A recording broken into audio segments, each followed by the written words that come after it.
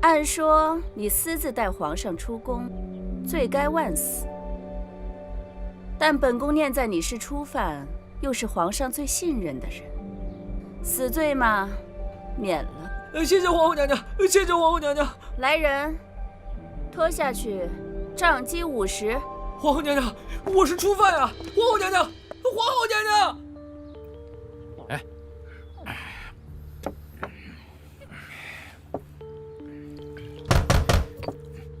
谁呀？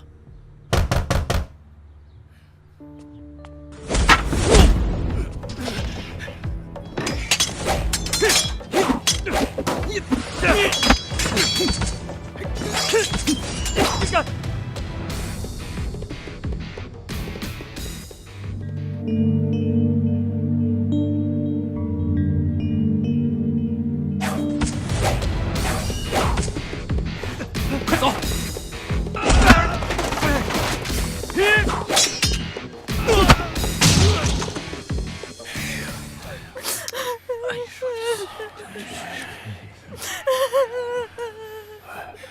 既然已经派人到处去找皇上了，想必很快就会有消息传来。皇后娘娘，不要过于伤心，身体要紧呐。哎呀，好了好了，这皇上失踪整整1天1夜了，不要说是皇后，就是我的心里头也着实的担忧啊。相信咱们各位内心也都不轻松。是啊。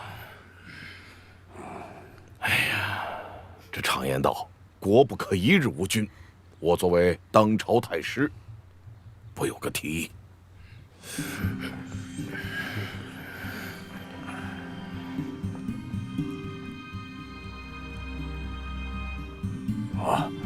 太师请讲。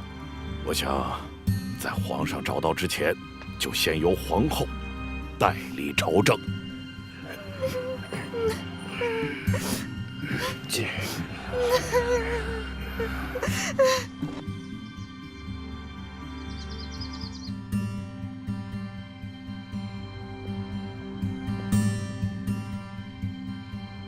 爹爹，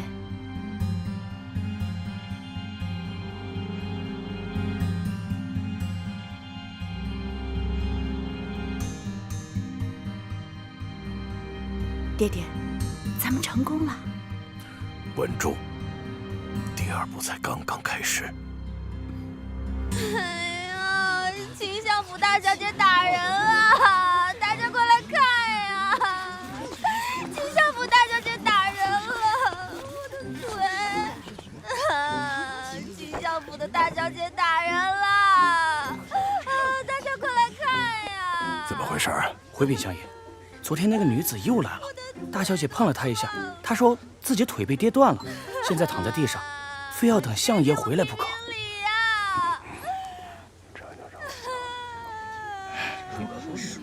大家快看呀！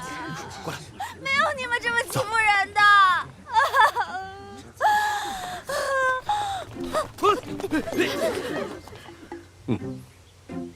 起轿回府。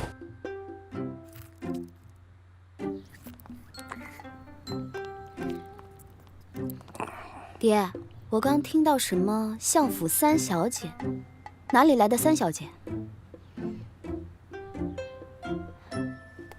爹，你在外面找了姨娘？哎，胡说！啊，自打你爹当了宰相之后啊，那莫名其妙来认亲的，那故事给你编的，那是没有一个新鲜的。来，吃瓜。爹爹，你快给我们讲讲认亲的故事。你呀，先把这瓜吃了再说。这是你的，来，吃瓜。爹爹，你那件龙袍应该开始量尺寸了吧？别到时候来不及呀。别着急嘛，皇上才刚刚失踪，咱们说我们都要做做样子才对。这第1步，我让你进宫，位列3宫6院之首；第2步，趁皇上出宫，令其这两步棋，哪步走差了？哎，爹，那我现在是不是应该下令去找皇上？这时间太长了，会有人起疑心的。稍安勿躁，待我的人安排妥当，会有消息的。哦。皇上回来了。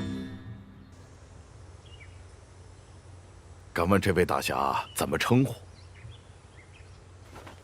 在下白眉。皇上，到底发生了什么事情？哎，好厉害啊！是，还真是。哎，你看，就在这个袖子上。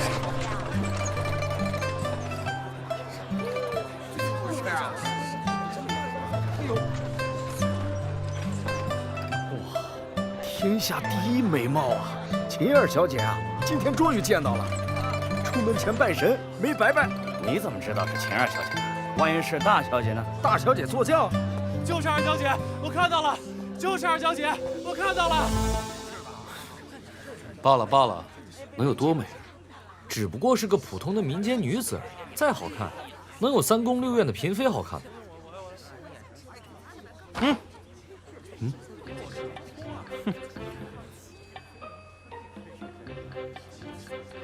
三宫六院？你是皇上？当然不是。那怎么就说没有三宫六院的嫔妃好看？你们见过三宫六院？我生平最痛恨的就是嚣张的人了。你们不但嚣张，还撒谎。我让你撒谎。你们什么人啊？怎么能够随便打人啊？连大将军的公子都不认识啊？用得着你多嘴啊？多嘴！你们都听好了，那相府的二小姐秦若曦是我没娶过门的媳妇儿。赶紧给我滚蛋！再看收爷俩。哎，一帮穷鬼！哎，不配看美女。皇上，我就不信那个秦二小姐真有别人说的那么好看，要不然她能看上那个什么嚣张跋扈的大公子？你懂什么？自古还不都是一朵鲜花插在牛粪？哎呀，哎呀，皇上，我怎么觉得有点不对劲啊？要不咱还是回去吧。要是被皇后知道我带您出宫，你不是带朕出来痛快痛快吗？干嘛又提那些不痛快的人呢？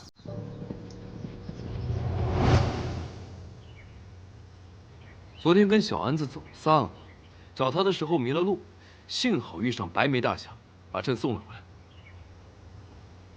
我听小安子说，皇上离开京城城门只有2-3里地，怎么就会迷路了呢？哈，可能是见了鬼了。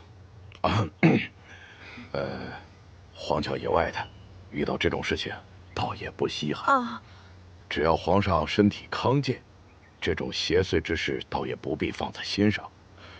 倒是这位白眉大侠能够行侠仗义，及时将皇上救出，应该重谢才是。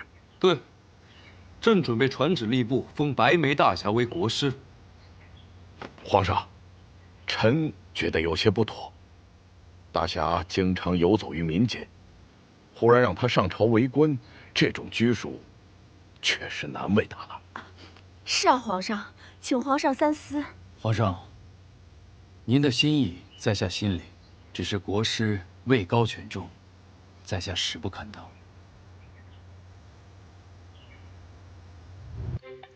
三宫六院算啥？在我们家若曦面前，都是丑八怪。这明显是一朵鲜花插在了牛粪上。我说也是。哼，我这人最听不得说闲话了，尤其是什么鲜花插那啥上。再让我听到这句话，我抽死他！抽死他！哎，高公子啊，你给小的讲讲你的情史呗。这京城第一大美女，你是咋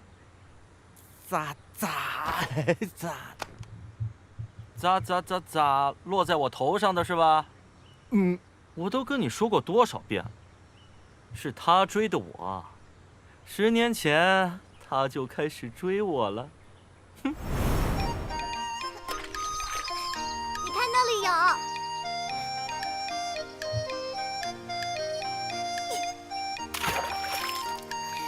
江大妈，你给我站住！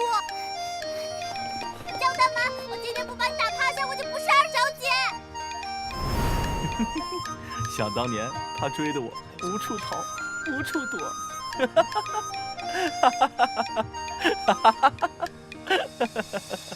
我要见相爷，我要见相爷！怎么又是你啊？赶紧走啊！再不走，我叫官府来抓你了。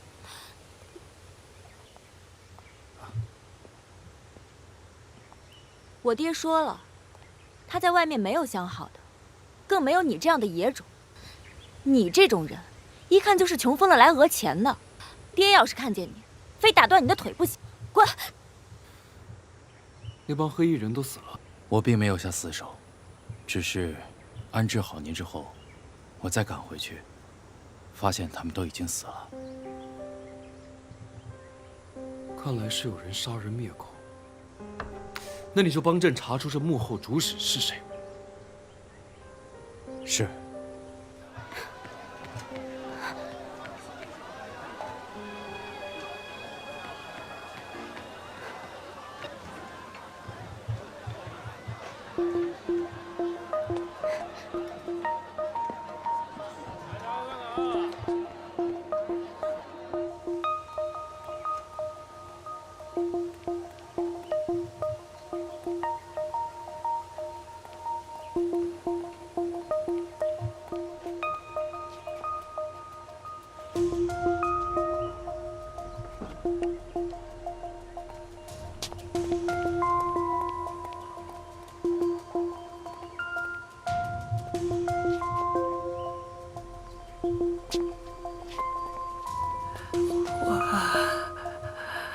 我恐怕是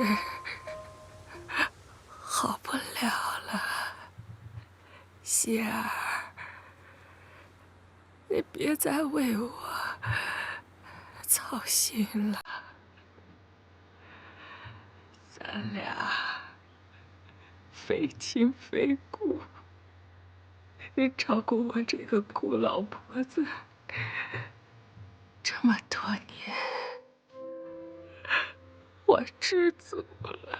我这个孤儿，要是没您的照看，恐怕也活不到今天。婆婆，我明天一定要见到秦相公。您就是不肯把信物给我，您给我，我明天一定要当面跟他说清楚。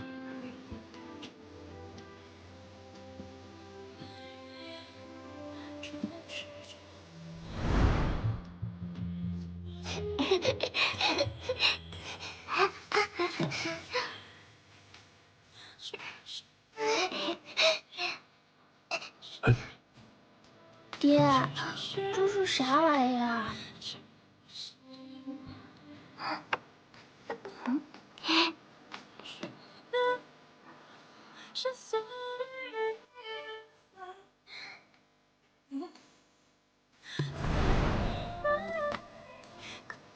秦相国，即便记得我身居高位的他，眼里早已经放不下一个老婆子了。我恐怕是婆婆。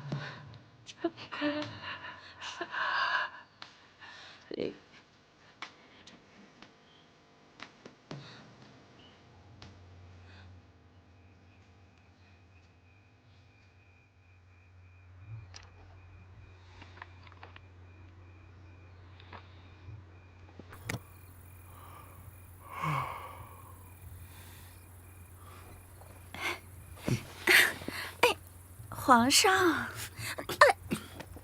今天不是该顺妃了吗？皇上天天翻顺妃的牌子，我寻思着，也该让顺妃休息一下。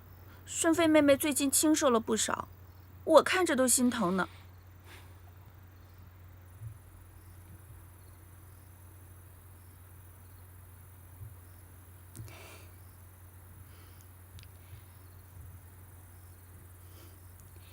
皇上，时间不早了，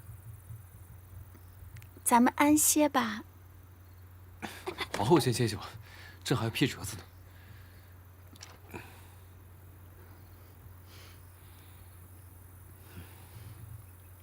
皇上，是不是对臣妾有什么不满之处？您说出来，臣妾一定改。我知道，当时大婚的时候确实有点仓促，皇上的内心是十分不愿意的。可是这么做，也是为了大患国的江山社稷。大患国，建国50载，属实不易。我们应该好好守护先帝传下来的这份家业呀。你刚才说什么？我说，我们要好好守护先帝传下来的这份家业呀。不对，上面那句。上面。啊，我说大患国建国50载。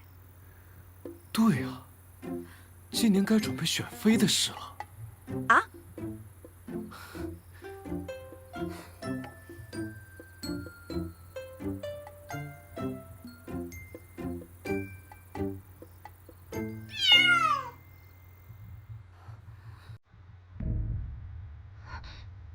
你带我来这里做什么？接下来我要你帮我做的事比较机密。我要是不愿意呢？你答应过我，帮你把婆婆的尸体运到山上的安庙里存放，你就帮我做事。你到底要做什么？我要你进入相府，继续认亲。婆婆已经去世了，我去相府没有任何意义。认亲只是个幌子。进入相府之后，继而进入皇宫，候选嫔妃。进宫，选妃？你开什么玩笑？我认了亲就能进相府，我进了相府就能选妃？什么鬼东西？我要是不去呢？你有的选吗？除非你杀了我呀！如果你杀了我，我更去不了。看一下你的手腕。时刃散，一旦发作，体内尸骨般疼痛那种毒。你最好考虑清楚，我也不逼你，只要你能忍受住毒药发作时那种酷刑般的折磨。爹，你听我说，这事很重要。你的事儿再重要，爹现在也顾不上啊。过几天再说。过几天就晚了，爹，我跟你说，哎呀，不晚不晚了。哟，谢总管，哎，站门口干嘛？哎，进来。哎，先回吧。二小姐，哎，谢总管，你是不是找我有事儿啊？啊，哎，先回去啊。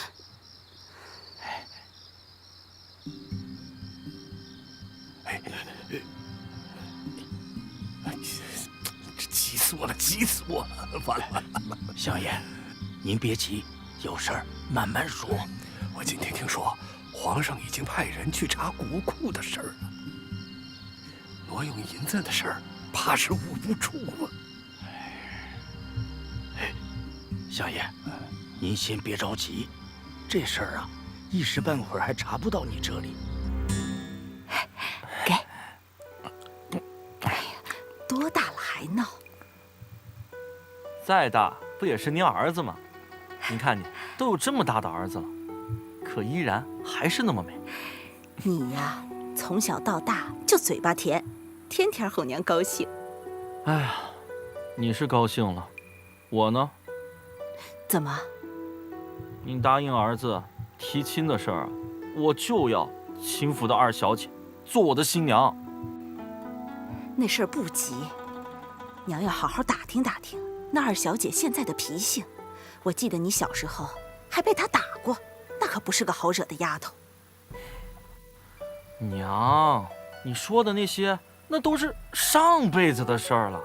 如今这京城，谁都知道，秦府的二小姐秦若曦美若天仙啊，性格温顺呐，连发财都知道，是不是？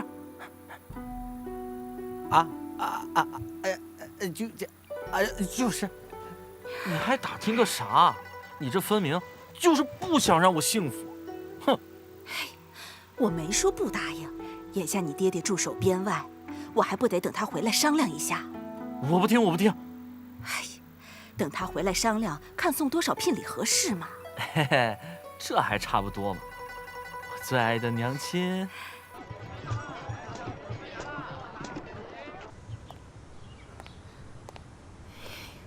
晦气的玩意儿，这一天天。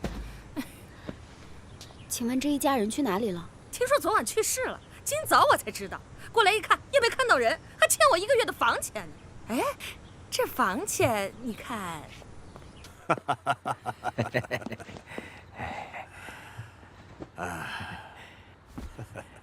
相爷，我看你今天的脸色不错，是不是那事儿有转机了？皇上要选妃了。哦，相爷的意思是，皇上暂时顾不上查国库的那件事了。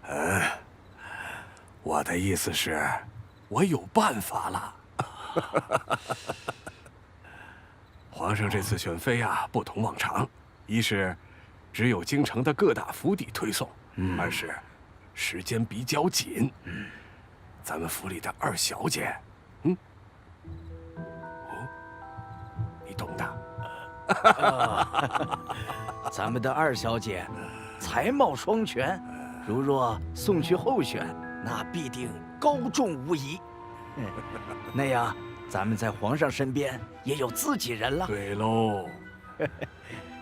太师仗着皇后撑腰，处处对我下旨。我早就不想受他的气了。现在当务之急，先把二小姐送到宫里面。如果她能在皇上面前递上话，那是最好的啊！相爷说的是，咱们先把小姐候选的事筹备起来，其他的事儿以后再说。对对对，马上筹备，越快越好。哎，好，我今天已经把二小姐的名字报上去了。哦。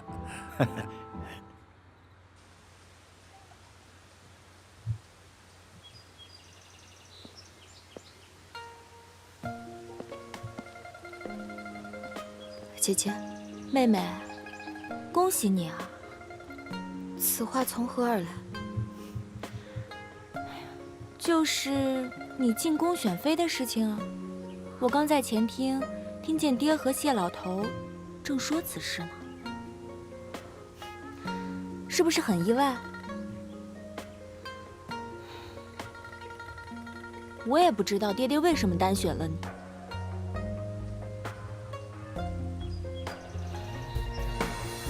你说什么？我的媳妇儿没了？听说都是那个秦若曦他爹的主意。你这舌头再不利索，我就用烙铁给你烫直了。秦阳国要带二小姐入宫竞选皇妃。真的假的？啊！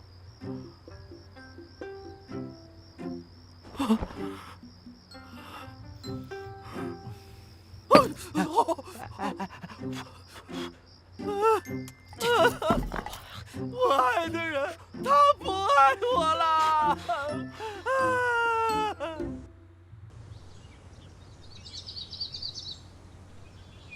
这些年，爹爹眼里只有钱，而我，也不过是他的工具而已。我们的事情，不能再拖了。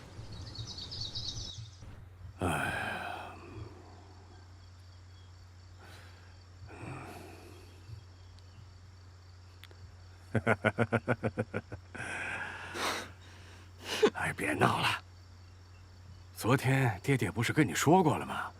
这次啊，推送的每家只有1个名额。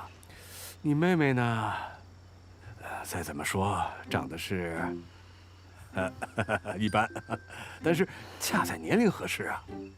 你放心，爹呀，将来一定给你寻一门好亲事，啊，包在爹身上，听话。那得挑个好看的，还得是个大户人家。哎，那必须的啊！还有最重要一点，要对我的宝贝女儿好啊！敢对我不好，我打死他！爹，重要的是我说的那2点，你听见了吗，爹？好，都听到了啊！想我相国府大小姐选婿，那哪能含糊啊？哎，我让谢总管去请2小姐，怎么去了这么久啊？回禀相爷，2小姐不在房间，她没去后花园找找？2小姐她离家出走了，这是给您的。离家出走？赶紧让曹护远带人去找啊！2小姐就是跟着曹护远一起私奔的。那昨晚后半夜他们就走了，还说让你成全他们。相爷，爹爹，咱们什么时候再行动啊？嗨，不急。虽说皇上没有发现我们跟这次事件有关系，若是不想引火烧身的话，此刻不可轻举妄动啊。可是他就要选妃了，我本来就不受待见，一旦选出他喜欢的1、2个来，那我不是更要受冷落了？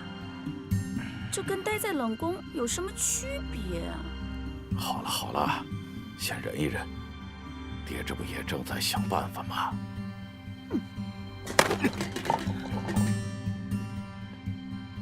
皇上那儿已经报了名了，人没了，啊！现在是逼着我犯欺君之罪呀！废物，全是废物！啊！平时养你们干什么吃的？我公务繁忙，无暇顾及着府中的琐事。可你们呢？啊，一个个守家在院的。但凡有个人早点告诉我，那个姓曹的小子对2小姐图谋不轨，就不会发生今天这种事。想我相府家小姐，那京城美女之首啊！啊，最后啊，落到一个护院的手里啊！这事要是传出去，我这老脸往哪儿搁呀？相爷息怒，都给我听好了。2小姐离家之事，只能咱们相府院里的人知道，谁也不许外传。外面若有1个人说起，我拿你们试问。是。相爷，相爷，那个认亲的女子，她又来了。好事天前哦，洪主角，慢着。相爷来了几回了，不妨去看一看。好。出去瞧瞧。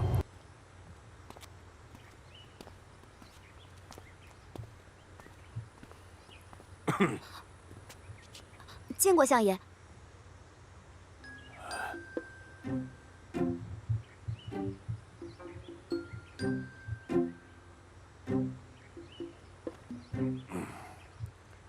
你为何要冒充相府3小姐？你到底有什么企图？小女多次叨扰相国府，并非图谋不轨，而是真的有事情要跟相爷禀报。奈何相爷位高权重，总是无法得见。听说我跟2小姐长得相似，故出此下策，还望相爷体谅。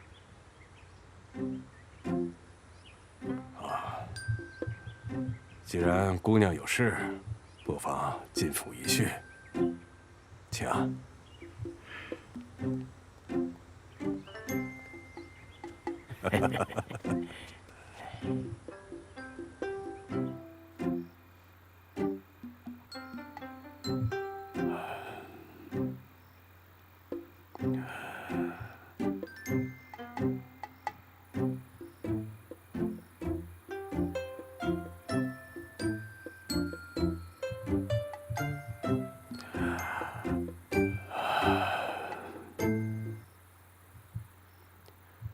你说的这位故人，我确实记得。听闻他过世啊，我这心里也很悲痛，只恨呐，没有早日相见呢。如今自然要好好送别。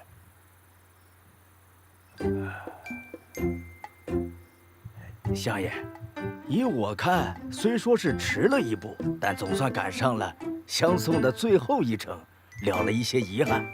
倒是这位姑娘，与其非亲非故，却如此的情深意重，真是难得呀。相爷，我有个想法，不如留这位姑娘多住几日，将故人生前的一些事情向相爷说说，以慰相爷之心。不知道相爷意下如何啊？如此甚好啊！只是不知姑娘方不方便呢？小女从小就是孤儿，早年间与那婆婆做过邻居，也常蒙她照顾。既然相爷有此心愿，我没什么不方便的。好，那就好。哎呀，还没问姑娘怎么称呼啊？赵希儿。希儿，希儿，希儿，好名字，好名字。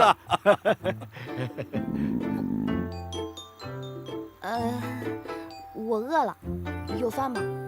有，快去准备。哎，好。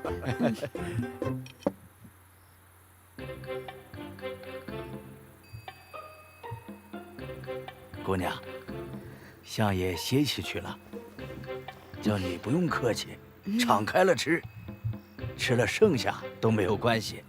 哦，对了，你今晚住二小姐的房间，吃完了我叫人领你去啊。让我和二小姐一起住啊？哦，不，二小姐去南方探亲，年前啊，估计都不会回京了。你暂且呢住她的房间比较方便。来，吃吧。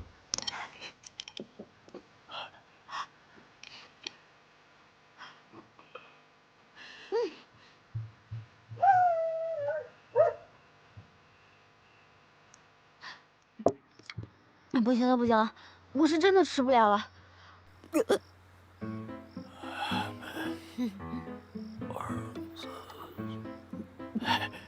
姑娘，你几天没吃饭了呀？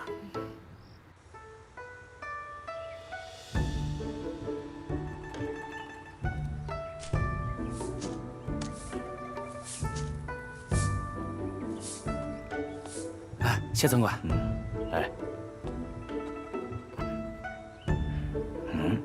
又没有喝完，就喝了半碗。大夫说他一下子吃的太多，积食不消化，等他能喝的时候再喝吧。是啊，一顿吃那么多，大多汗也吃不消啊。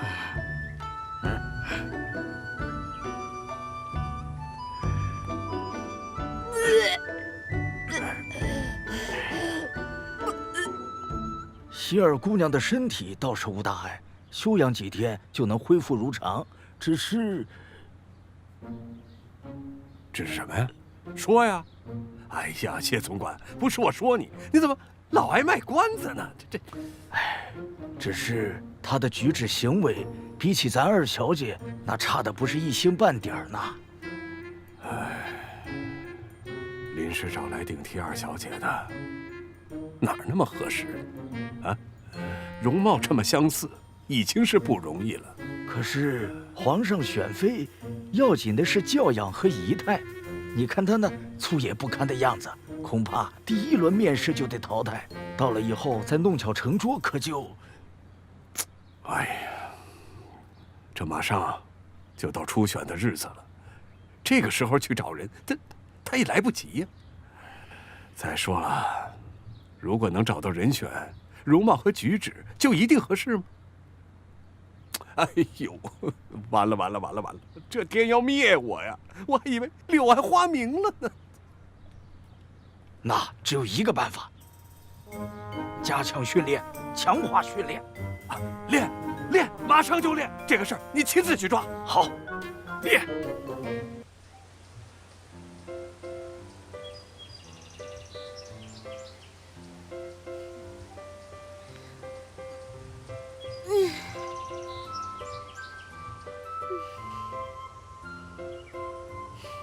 希儿姑娘，希儿姑娘，身体好些了吗？好啦，多谢总管请大夫还有丫鬟照顾我。哎呀，那是应该的。姑娘，身体是大事啊。哦，对了，你委托之事我已经帮你办妥了，可以放心了。可惜下葬之日没能亲自送婆婆一程。希儿姑娘有心呐，相信她在天之灵可以体会。哎，相爷呢？他不是要听我讲婆婆生前的故事吗？嗨，那个不急。姑娘，眼下有件事，想跟姑娘商量呢。是让我替二小姐进宫的事吗？姑娘怎么知道？大小姐告诉我的。哦，那姑娘既然知道了，我也不绕弯子了。不知道姑娘的意思是？我答应了。好。反正闲着也没地方去，去皇宫里看看也好啊。好。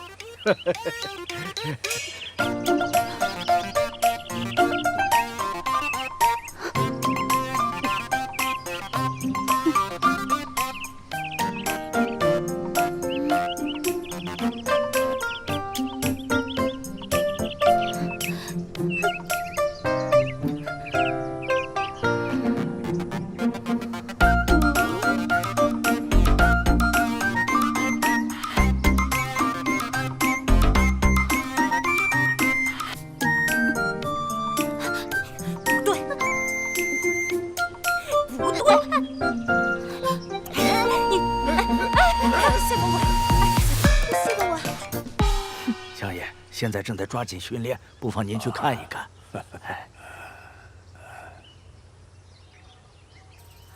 呦，不对！哎呀，这怎么还不如以前呢？难呐，这走路的姿势，对。哎呀，哎。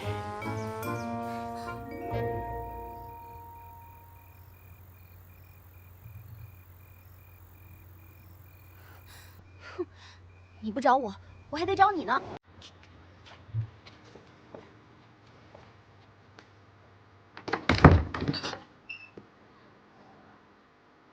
相爷，总管，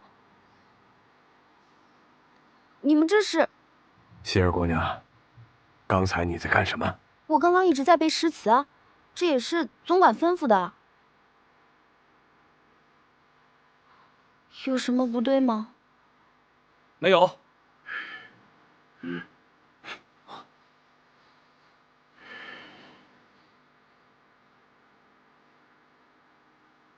说，人在哪儿？什么人啊？人在这儿，打住了！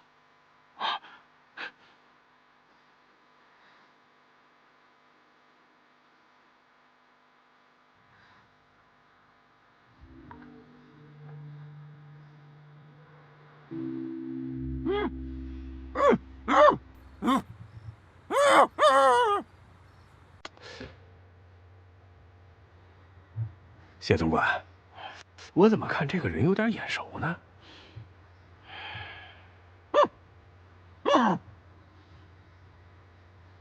回禀相爷，好像是江大将军的公子。我来问你，江湖江大将军可是你爹？说呀！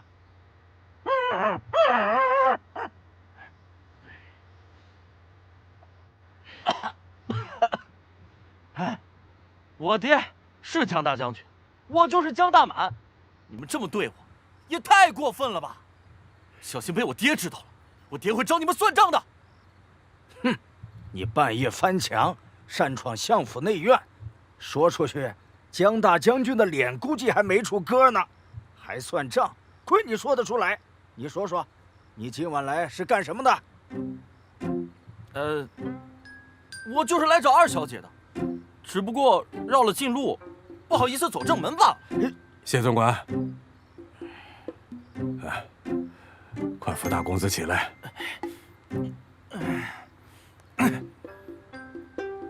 不知江大公子有何要事，非要半夜来访啊？我就是来看看二小姐嘛。我爹一直不肯回朝，我娘也没有给你提亲，我想若曦了。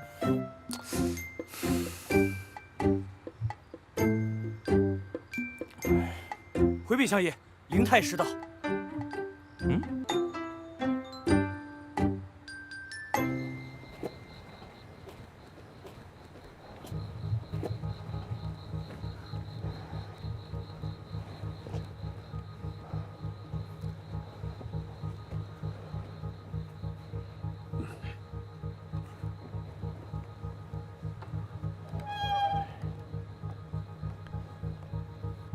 太师深夜来访，不知所谓何事？还是之前跟你说过的那笔银两的事情，越来越棘手了。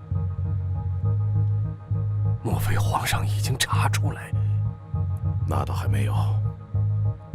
不过得到可靠消息，皇上为此事已经动用了督察卫在查了。督察卫？你还记得去年的三城之乱吗？要不是趁着平乱的机会，这皇上啊，至今恐怕也不肯与皇后完婚呐。皇后与皇上的婚事，那是当年太后在他们小时候就定下的。平定三城之乱只不过是个时机而已，也是希望皇后能够辅佐皇上，能够把全部的精力放在江山社稷上。江山永固，难道不是你我老臣的莫大幸事吗？是啊，只是没有想到，皇上在答应完婚之后，趁我们不备，组建了一支自己的势力。国库的事情，就是交给这些人，在悄悄地查。朝中之人事，盘根错节，都有关联。倘若是其他人，咱们都可以周旋；可要是皇上自己的人，可就……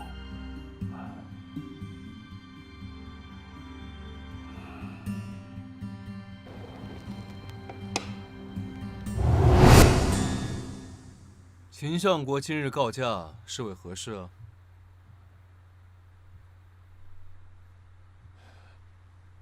启禀皇上，启禀皇上，相国救急犯了，告假3天。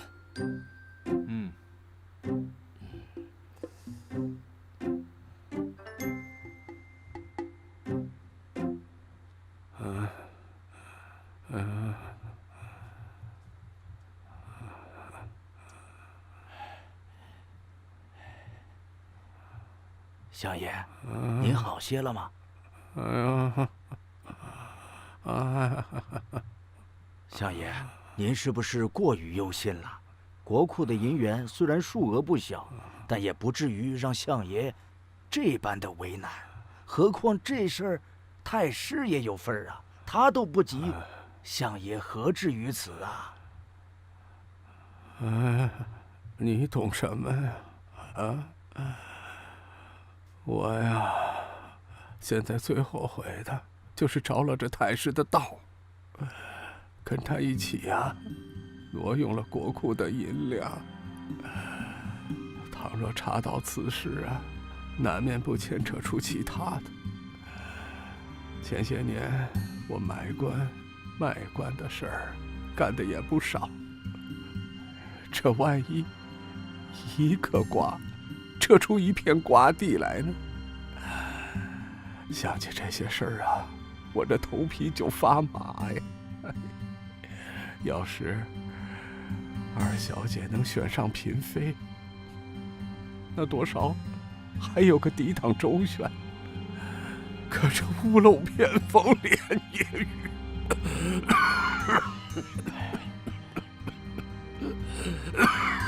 相爷，我正为此事而来。刚才我听人说，咱京城来了个叫哑婆的，开了个哑仪馆，专门为各大府内待嫁女眷教授礼仪，风评啊非常好。不如咱们也请这位哑婆给希儿姑娘练习练习。那能把希儿姑娘教授成二小姐吗？这本来就是死马当活马医了嘛。那不成啊，得让这个哑婆签下契约，事成给银两，多少啊，凭她要。事不成，那就别怪我不客气了。这事儿你去办。是。好呀，那就依你们的规矩，训练不好，不收银两。当真？你当真能保证教好我们的二小姐入宫参选？我哑婆的名号不是吹的。好。来人，拿纸笔。好。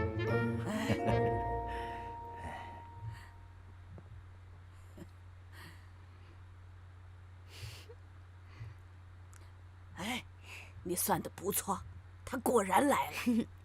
狠狠坑了相府1笔8。这里有一半是你的。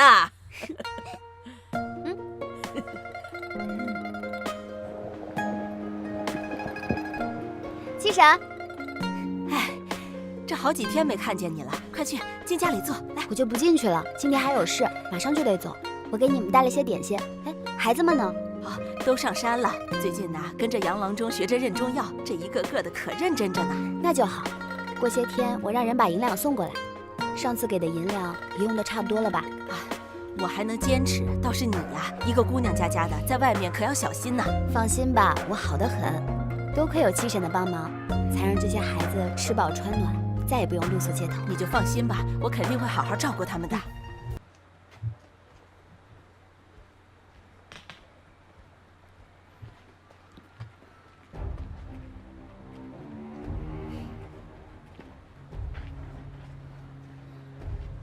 出来吧。你胆儿还挺大。我有的选吗？解药在你手里，你昨晚没来得及给我就溜掉了。解药不是问题，这次的药只能管你10日，10日之内，你必须出现在宫中。到那个时候，我再告诉你下一步。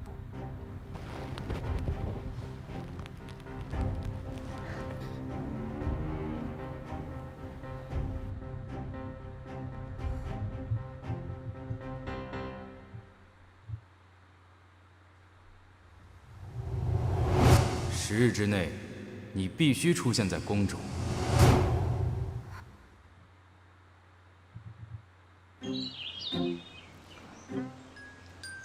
这选妃的日子，眼看着一天天近了。你说这个哑婆到底能不能把人教授出来？我总是不放心呐。相爷，且不说哑婆在外的名声，就咱相府的威严，他也要考虑考虑自己以后还要不要在这京城里边混了。江湖将军那个儿子送回去了吗？已经叫人送回去了。相爷说的是，虽说他夜闯相府，行为不端，但他那个做将军的父亲，咱也没必要招惹呀。没错，咱们现在主要的精力啊，都要放在选妃这件事上。哎，对，二小姐回来了。相爷，二小姐回来了。啊，你看，二小姐回来了。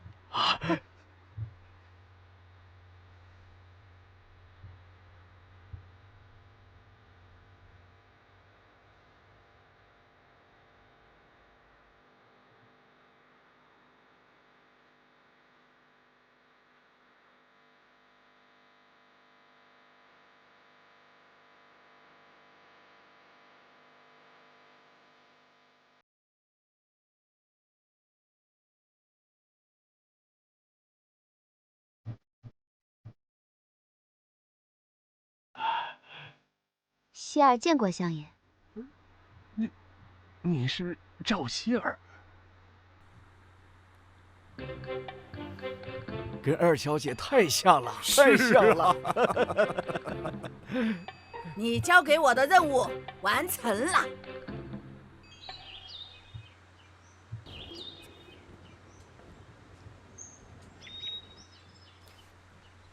大小姐，你这是干嘛呢？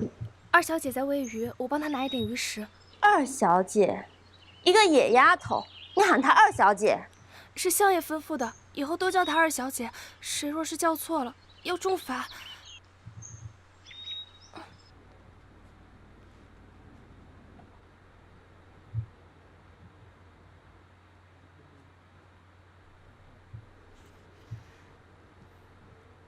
喂，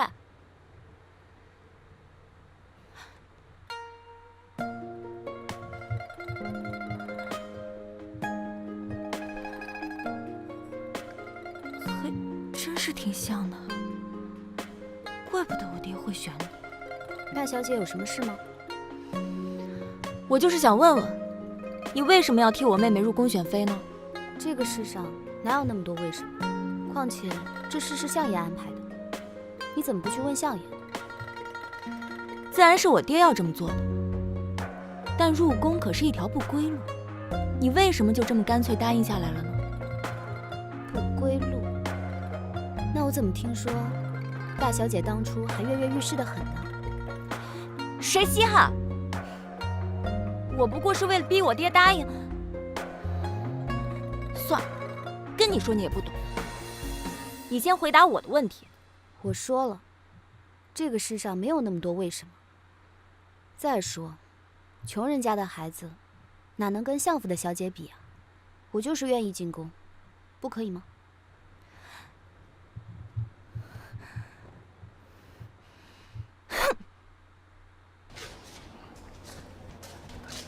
请。什么人？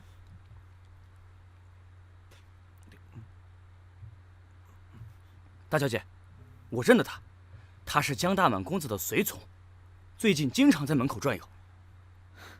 江大满，就前几天半夜爬墙进来，江大将军的公子。是的，我把他赶走。不用，忙你的去。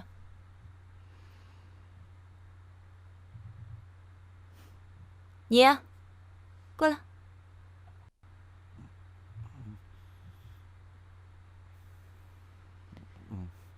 知道我是谁吗？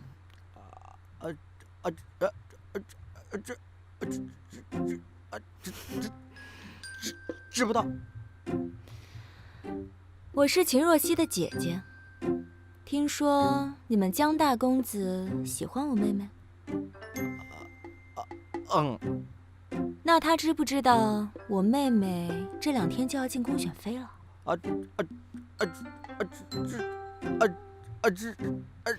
别知了，知道点头，不知道摇头。既然这样，那可有什么打算？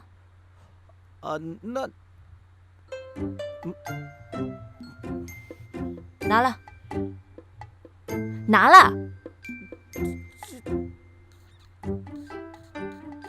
这是给二小姐的。放心，我一定会给她的。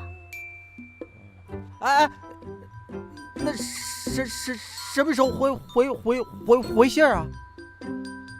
明天这个时候，你去后角门等我。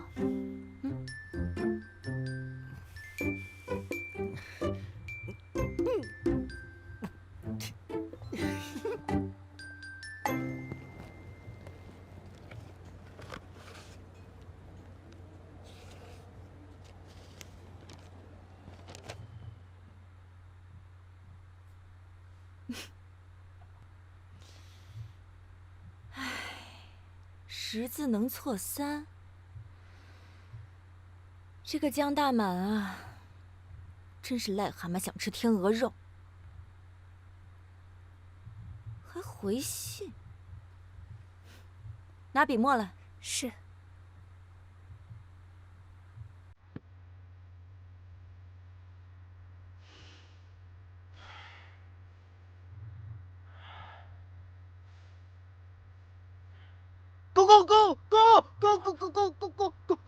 公子，二小姐回信了。瞧你高兴的，都不结巴了。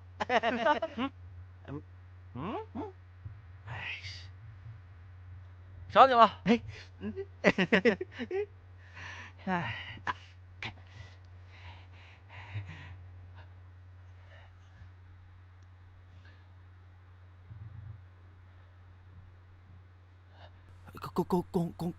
公子，二小姐她说，让我进宫当太监。好绝情！公子，别难过。她说，只有这样，我们才能天长地久的在一起。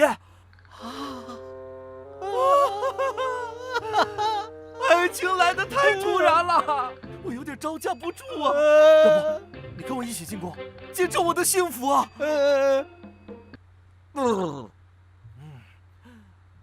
若曦，你等我，我马上就到。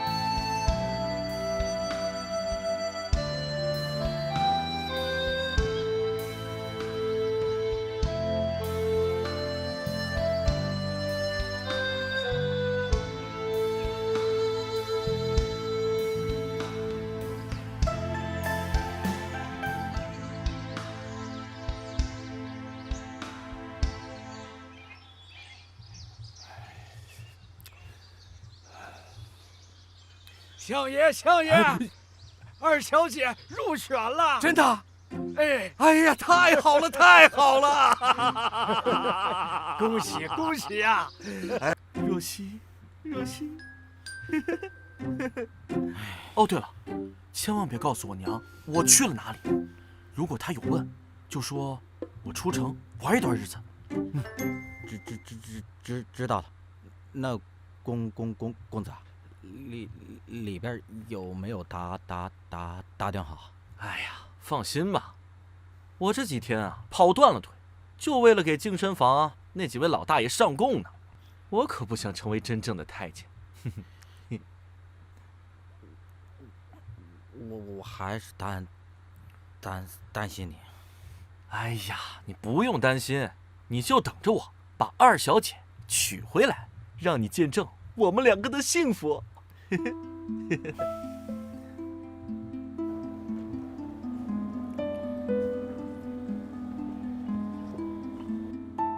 打听到了吗？据说是相府二小姐，秦相国。没想到这秦相国居然能养出一位这样水灵灵的女儿来。是啊，但是跟娘娘您比起来，那真是略逊一筹。此女身上有邪气，我怕对皇上不利。你有什么办法可以让她离皇上远一点？属下这就去办。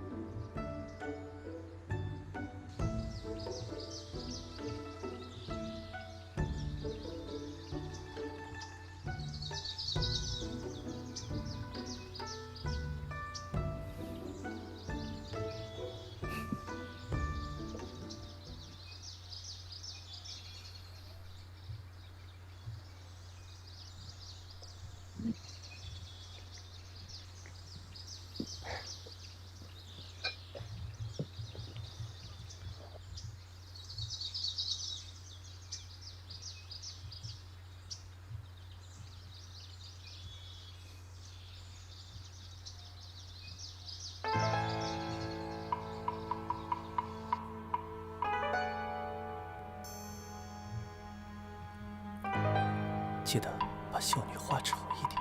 为什么？为什么要把秀女画丑？嘘，这个自然有原因。小米画师就不需要知道这么清楚了，照做便是。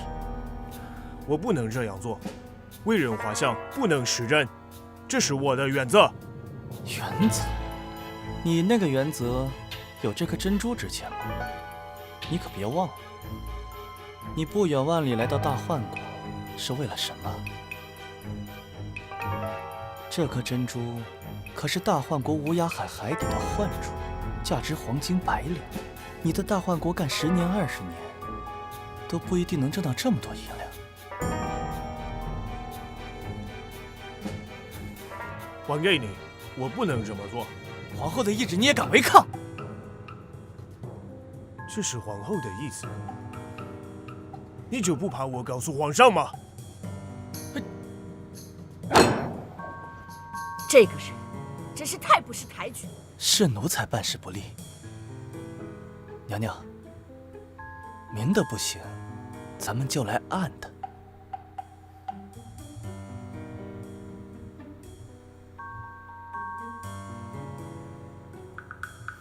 为了确保万无一失，看来咱们需要做2手准备。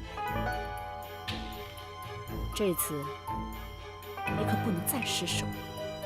奴才这一次定不会让娘娘失望。去吧，回来。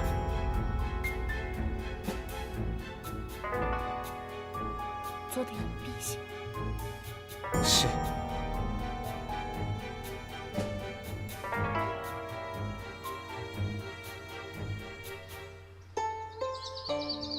高一点。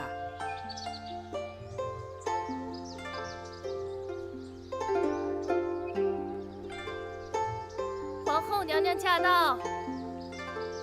皇后娘娘吉祥。没事儿，你们继续吧，我只是过来看看。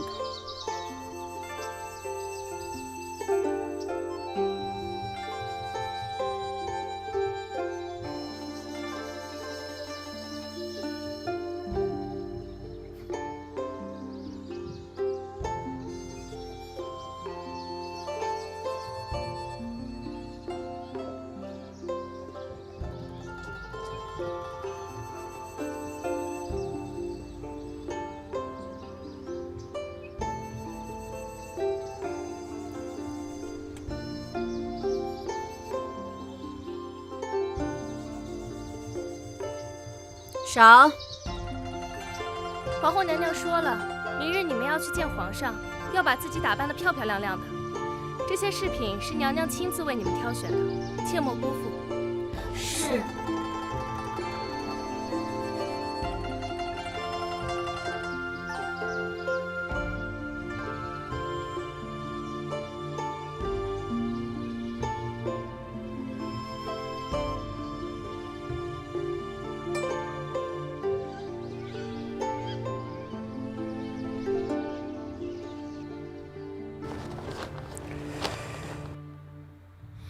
这好像不是米开朗基罗的手笔吧？这是宫内张画师所画。那米开朗基罗呢？奴才最近也没见着他。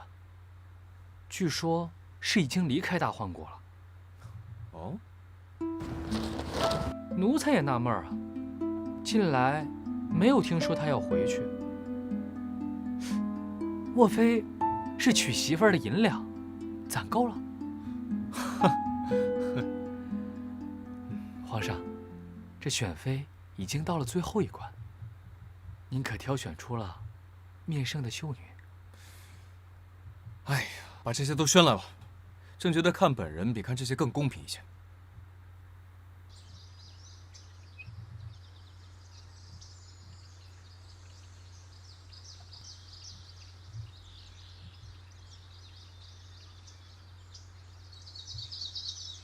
宣秀女入宫，宣秀女入宫。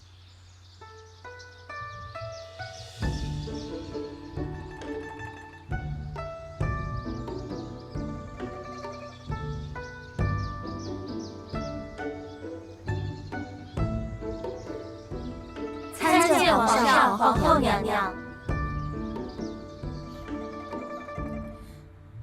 皇上，什么味道？好像是哪来的恶臭啊？嗯。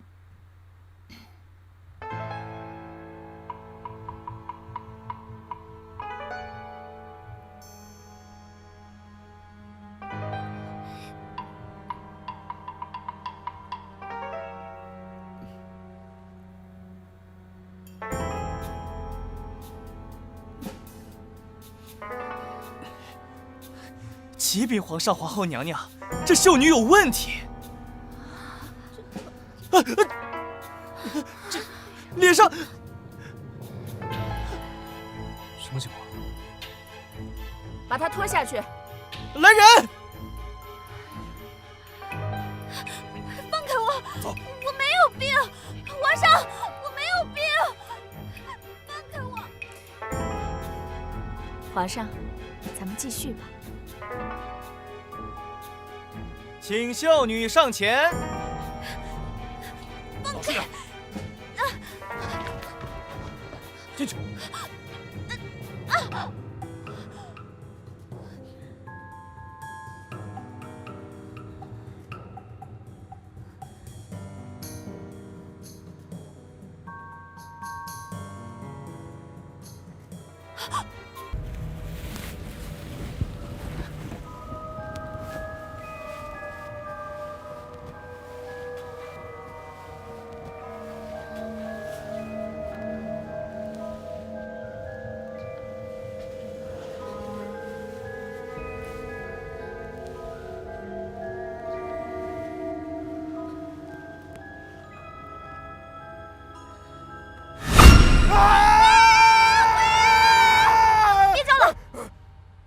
我知道你肯定不是鬼，你到底是什么人？你是什么人？我凭什么先告诉你？你不说，我也不说。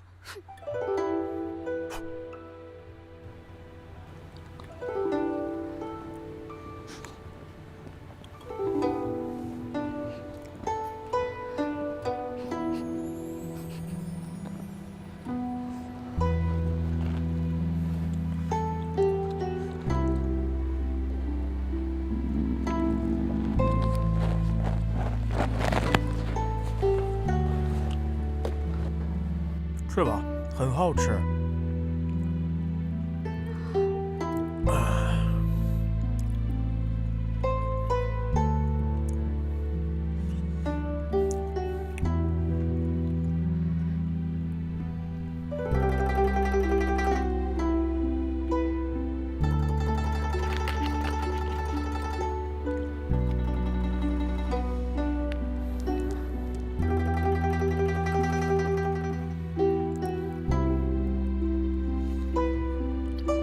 没有骗你吧？是不是很甜很香？你肯定从来没有吃过人啊。这个叫黑糖，是从我们国家带过来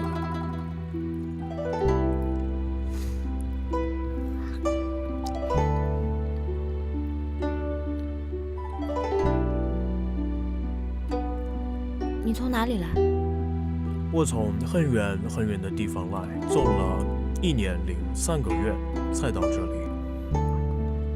你干嘛来了？挣银两。跑那么远，来大幻国，就为了挣银子？还有一个事情，是一个秘密，我不能告诉你。哦，你被什么人抓到这里来？他们为什么要关你？我的事情都告诉了你，你应该回答一些我问你的问题，不然这样不公平。行，你问。你是谁？为什么被抓到这里？那个洋化石还没饿死呢。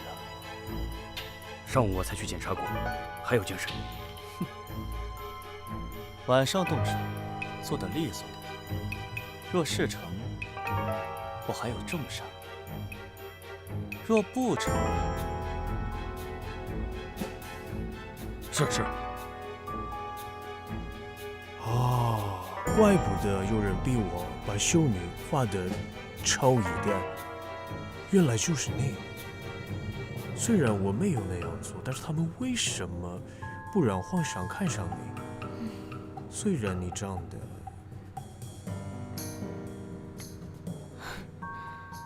前半句呢，说的没错。我还以为你很聪明呢，你也不想想，秀女是什么？不漂亮能被入选吗？他们居然是诚心想要害我。刚刚你说你在大殿上身上发出一股恶臭，然后脸开始痒，然后就被抓了进来。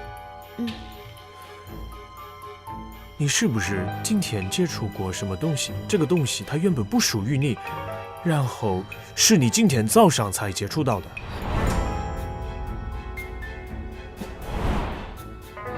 是条腰带挂饰。喏，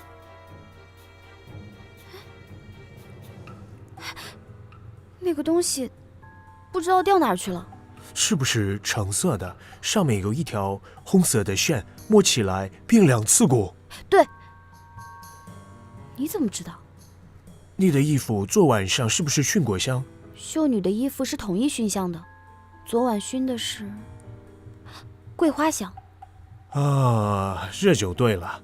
上面镶的是理香石，理香石佩戴在人的身体上会产生清凉的感觉，理香石和桂花一融合，就会发出一种恶臭，让人头晕目眩。你怎么会知道这么多？你的脸脸怎么了？不用担心，姑娘，那是因为理香石起的疹子，理香石已经丢掉了，你的脸很快就恢复了。这原本是我献给大桓国皇上的礼物，怎么会跑到你的身上？原来是你要害我！我怎么会害你？那是我献给皇上的礼物，我都不知道我为什么会被抓到这里。我不想跟你争辩。我们现在要想办法从这里离开。离开这里？我在这里被关了几天，都没有想出离开的办法。2个人的力量不是比1个人大吗？再说，我觉得你这脑子也不好使啊。我的脑子不好使？好吧。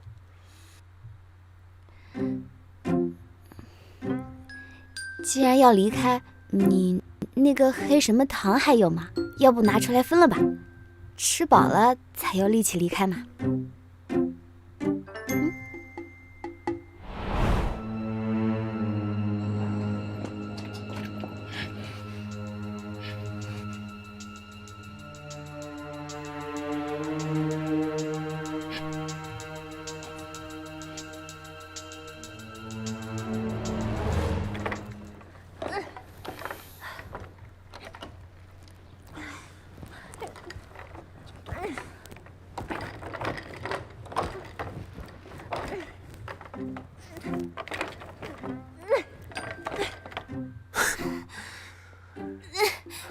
不要弄了，没有办法的。我在这里待了好几天都没有打开。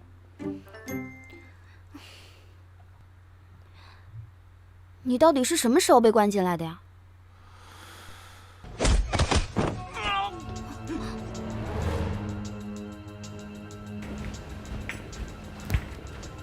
怎么多出来一个？管那么多干什么？反正上面吩咐了，地牢里的人都得死。放开！不要动我！要带我们去哪里？放开我！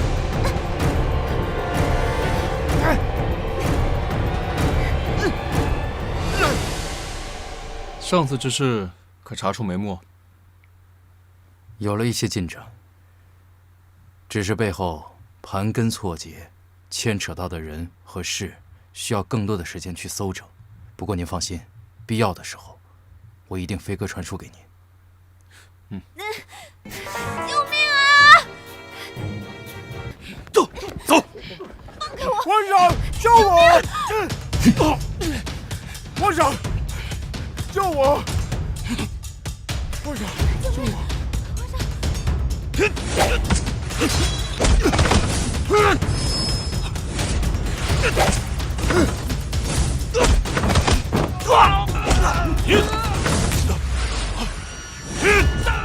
有刺客！出去！条，你就别追了，过来给他们松绑。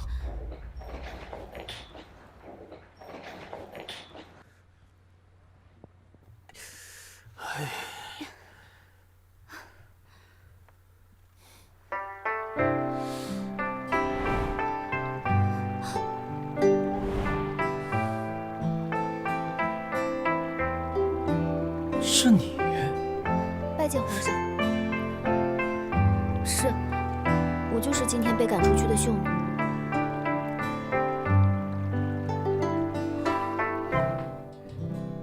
这么说，你也不知道是谁给你关到地牢里去的？一直是2个黑衣人，朕从未看清过相貌。那他们为什么要害你呢？我也百思不得其解。我只是一个画师，可能以前哪里得罪过他们。看身手，不像宫里人，但能够夜闯皇宫，也绝非等闲之辈。画师还是小心为上吧。那就劳烦大侠把小敏画师送回去吧，好好休息。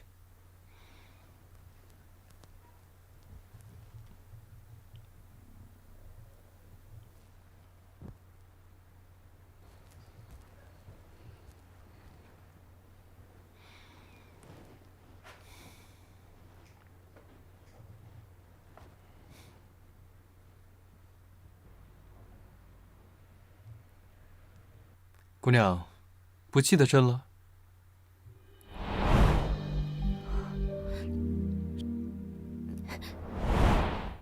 啊！姑娘敢记不记？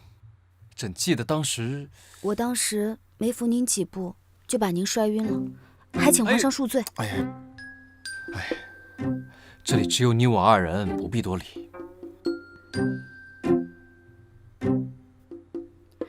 那皇上，您是怎么回宫的？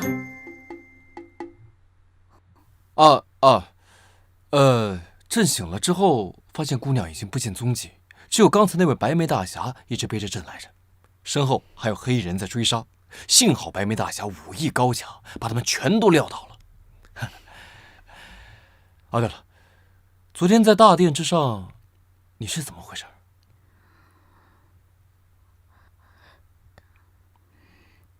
我当时吃错东西了，犯了过敏的旧疾。哎呀，以后可要注意点儿。朕差点就错过你了。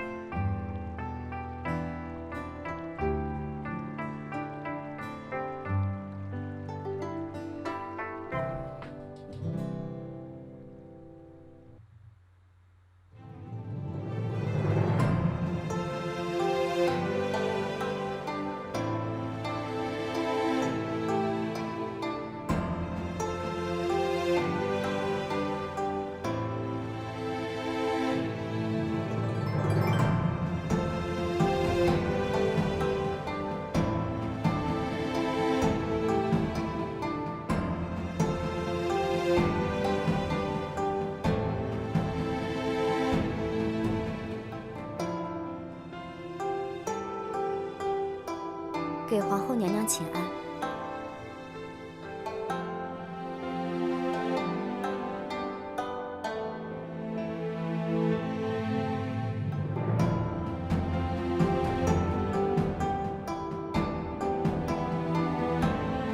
恭喜老爷，贺喜老爷，恭喜老爷，贺喜老爷。好，赏，通通有赏啊！那丫头不是被赶出去了吗？怎么现在成了贵妃了？还有那杨画师，你不是铲除了吗？怎么现在在御书房里听命啊？是要除掉的。动手的时候撞上了皇上和那个大侠，谁也没想到，皇上3更半夜和那个白眉大侠出现在了御花园里。自从有了这个白眉，什么想不到的事都发生了。还好那丫头说自己吃错了东西，过敏了。那洋画师不会供出你来吧？他凭什么指认我？再说，就算是知道我指使，我也不会承认他。他一没人证，二没物证，皇上也不会轻信他的话的。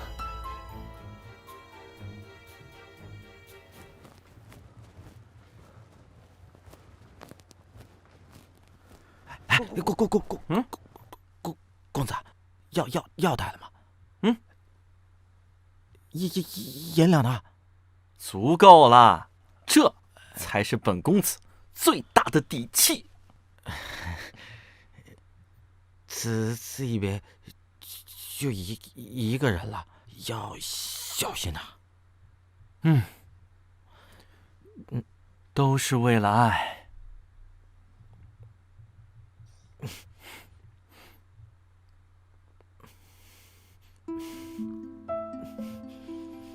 发财，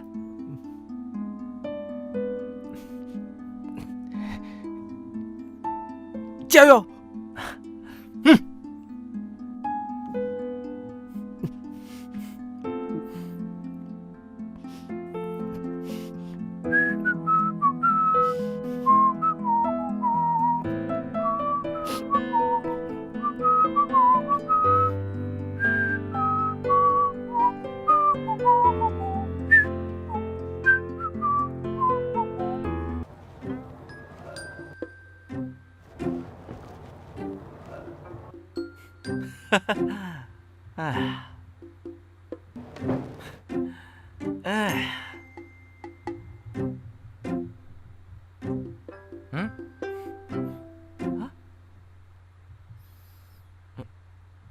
哦，也是，做戏要做全套嘛。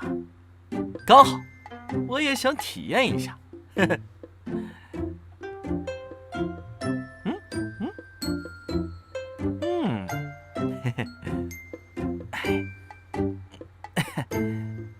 哎呀，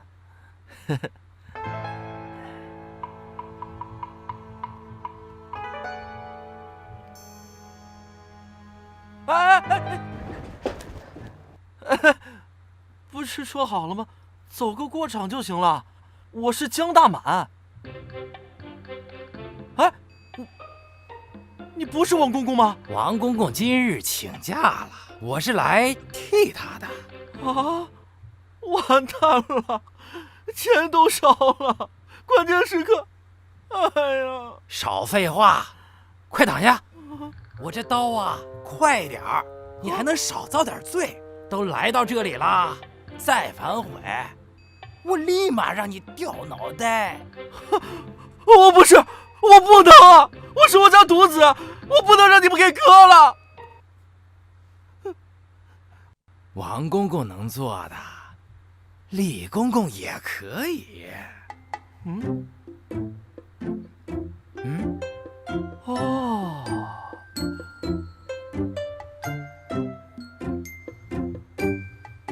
哼，真黑。哎，还好他在。哎。如今他又弄了一个贵妃，就更不给我好脸色看了。爹爹总是让我忍，我到底要忍到什么时候啊？前番计划尚未成功，怕是已经引起他的警觉了。虽说到现在还没露出什么马脚，但绝不能再轻举妄动了。只怕您大业未成，您女儿就被折磨死了。五儿，心量要放宽嘛！你贵为一国皇后，谁在你面前不都是恭恭敬敬的吗？你也就是在他面前受那么点委屈。你要知道，小不忍则乱大谋。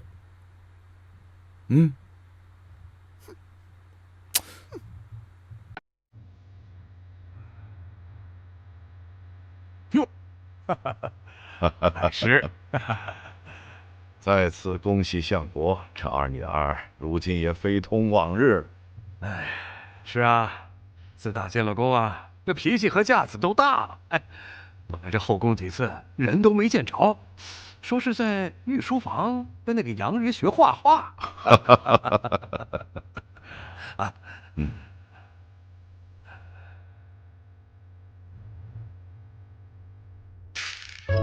你为什么不告诉皇上他们威逼你的事情？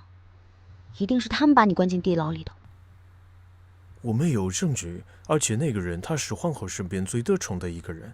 万一我指证不了他，他反咬我一口，我真的不知道该怎么办。我一个外国来的小子，真的不敢造次。贵妃娘娘才刚进宫，一定要多多小心。谢谢你，我会注意的。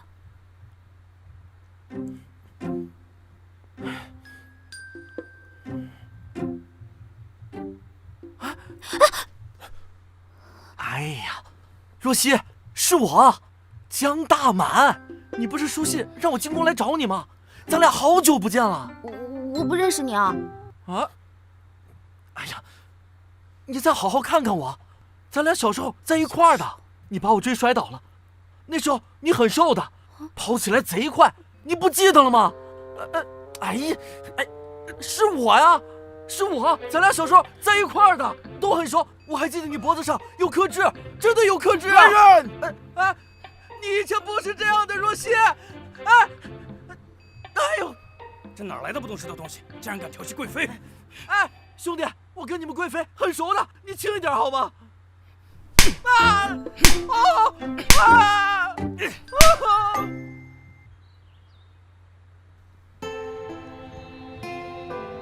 江大满，江大满，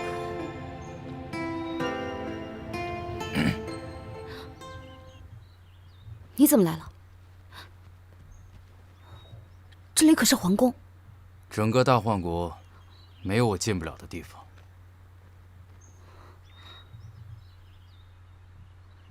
我都已经进来了，你还要让我做什么？帮我找一件宝贝。什么宝贝？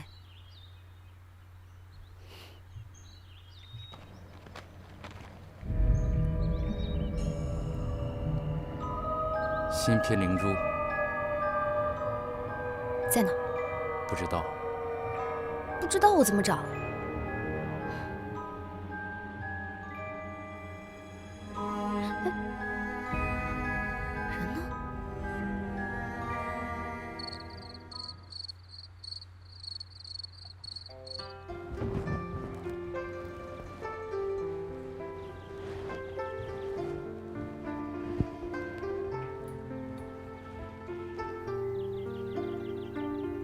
爱妃进宫数日，可有什么不适应的？承蒙皇上恩宠，臣妾一切都好。朕今日听说有个小太监冲撞了你，为啥？是个修剪花木的公公，新进宫，不懂规矩，侍卫们已经教训过了。啊，那就好。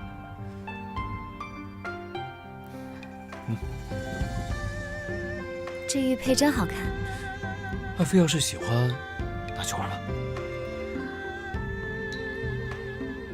一定价值连城吧？藏宝阁比这贵重的宝贝多了去了。爱妃要是喜欢，哪天朕带你去。